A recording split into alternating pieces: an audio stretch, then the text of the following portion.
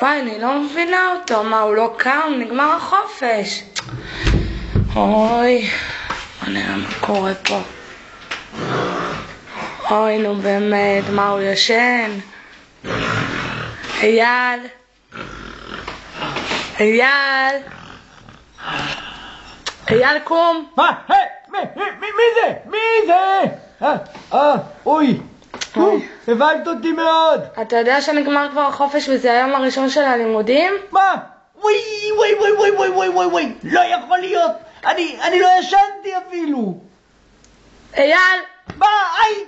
מה קרה? אני קם, מה השעה? השעה 8. 8? כן? וואי, אני מאחר לבית ספר. זה היום הראשון.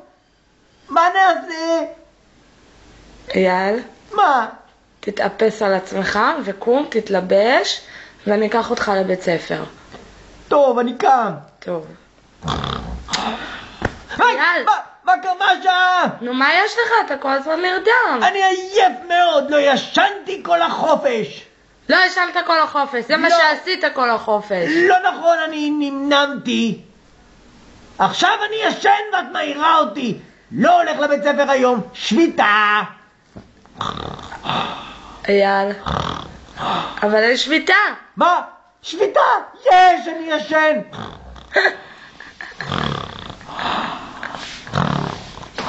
טוב, אם ככה, אז תישאר לישון. מה?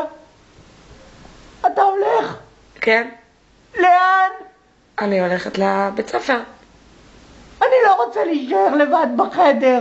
אז אתה בא? אני מתבייש מאוד. ממה אתה מתבייש? ילדים. אוי, נו, הם באמת, צוחקים אייל. עליי. למה, בגלל האוזניים שלך? כן. הם אומרים שיש לי אוזניים גדולות. אני לא הולך לבית ספר. ילדים הם רעים. אייל, מה? זה בסדר. בטוח? בטוח. אף אחד לא יצחק עליך. בטוח? כן, מבטיחה. את שקרנית!